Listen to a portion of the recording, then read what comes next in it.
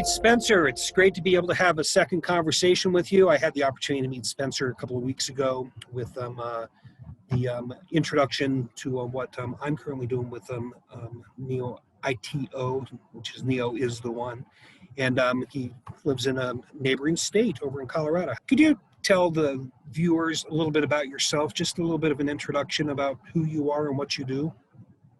Yeah, absolutely. I guess my story starts all the way back in high school through college. I actually started a nonprofit that did water filtration systems around the world and kind of created a crowdfunding model before crowdfunding was a thing to engage high school and college students and that kind of work. And yeah, we did work in close to 20 countries and helped bring clean water to 300,000 people around the world. And I realized pretty quickly through that journey that my passion was building organizations at scale and leveraging technology to do that. And the one I'm working with Neoito on is Daily AI, which is a mortgage CRM platform that's trying to bring all modern technology tools available out there, an easy, simple way for loan officers to use. How would you say, okay, this is selfish plug time, but how would you say Neoito has helped Daily in their journey? Yeah, I mean, I've been doing this sort of, building technology for a number of years now. Obviously, not as long as you, I'm not as experienced as you, but I've kind of seen the way sort of the wind's blowing in the technology space, and came across sort of modern architecture techniques, serverless architecture, things like that. A couple years ago, and saw the promise of it. It was hard to sort of deliver on, maybe 3 years ago.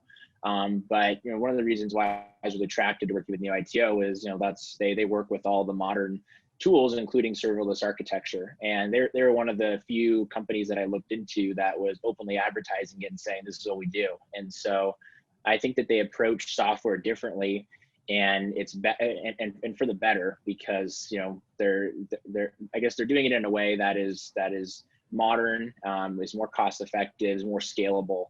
And a lot of these startup ventures, you want the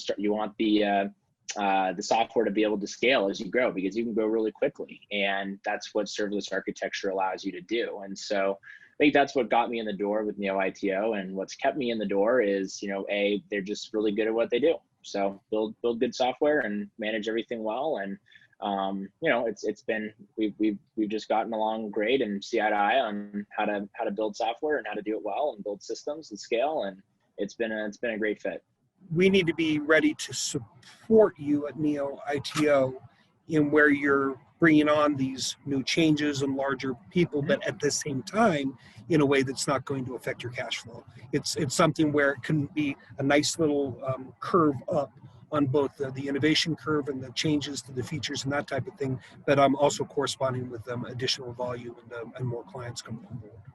Yeah, absolutely. And the process has worked well. And again, that comes back to the approach and the serverless architecture. Instead of adding a new feature, tweaking a feature, things like that are just as simple as adjusting a microservice, right? Which is independent of all the other microservices, basic.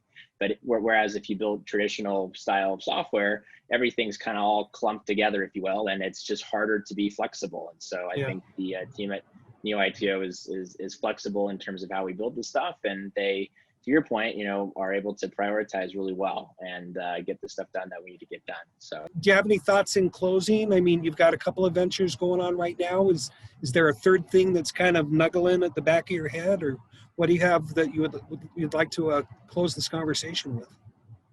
Yeah, I think I don't think there's a third thing at this point in time. I think I see the opportunity with what we're looking to do here, and there's a great opportunity, and it's important to stay focused and really try to drive it home as much as you can. So I think that's where my focus lies. And, it's been a heck of a year to get where we are in the past 12 months, sort of 14 months, and to have COVID thrown in the mix and all that good stuff. So hopefully this next year kind of mellows out a little bit, is a little more normal, and we can continue just to push things forward. So I'm optimistic of what is yet to come.